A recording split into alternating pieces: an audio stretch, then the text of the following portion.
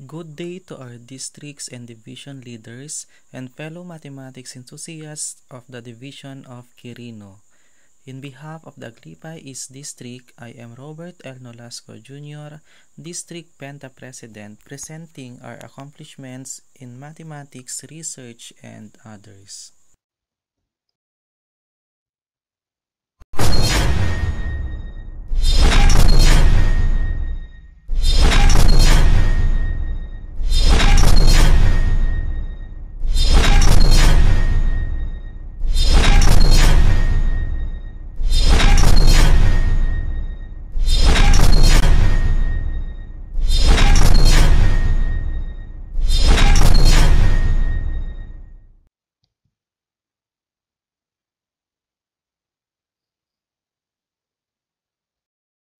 Presenting to you the implementation and accomplishment of District Project Math N-Cube through vaccine strategy. Various associations with commitment and competencies to intensify teaching and nurture learning worthy of emulation strategy.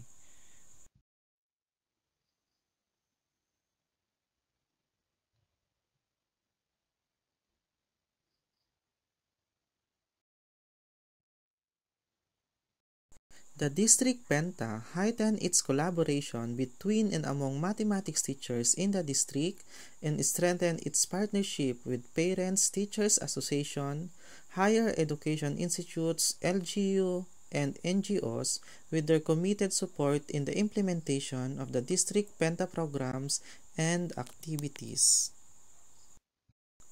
Here are the District Penta officers headed by President Robert L. Nolasco and Coordinator Ma'am Magdalena U. Aquino, with the supervision of our District Supervisor, Dr. Edgardo M. Caballes.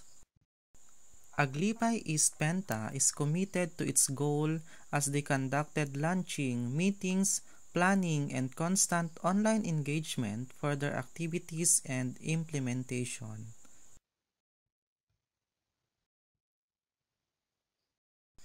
Accelerating students is a way of nurturing learning and increasing mathematics performance through engaging in the following activities.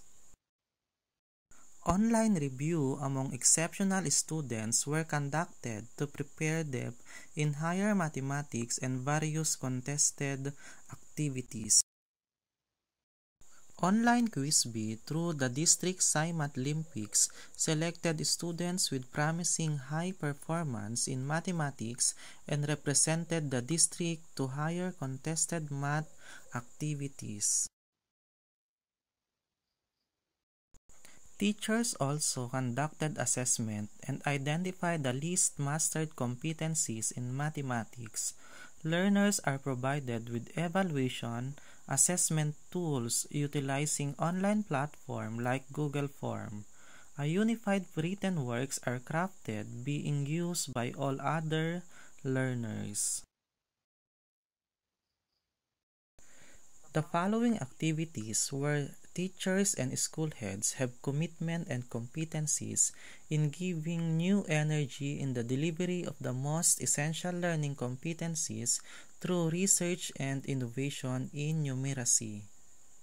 Technical assistance to all teachers in crafting and completing researches and innovation is initiated with the District Research Committee and TWG, headed by Ma'am Winifred Nadal R. Chairman. The project source is schools' online dissemination and utilization of researches and innovations through conferences and e-library, equip the teachers with data bank of researchers and innovations in the district. Each school has its math action plan formulated aligned on the programs of the district and division contingency plan. The district initiated virtual presentation of action, basic researches, and innovation proposals presentation during its first virtual research conference last May 4, 2021.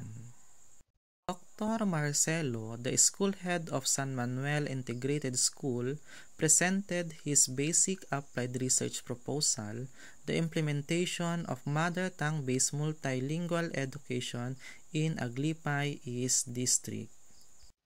Various teachers and school head of the district also presented their innovation proposal.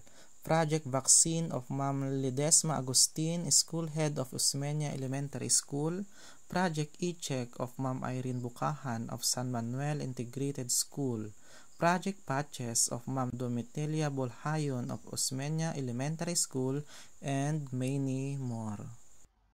The following innovations are submitted to the Division Office for presentations.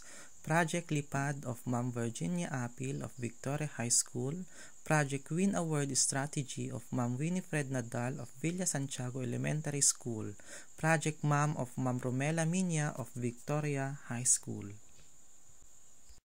The district also undergo workout at their own pace in their respective schools. This is the mean of unleashing their dance skills and maintaining healthy habits amidst the pandemic.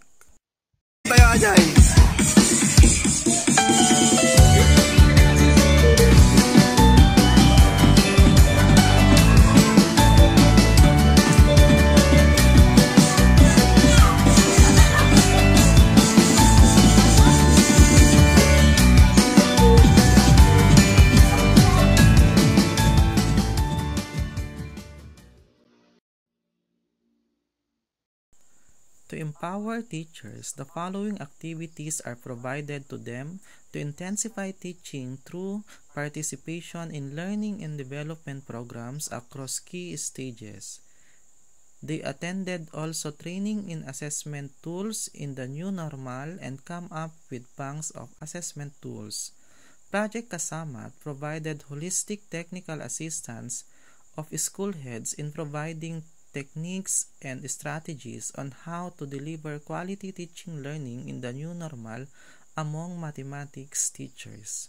Teachers of Aglipay East have their lesson studied during their LAC sessions, and today some of them are participants of the Division Lesson Study Seminar.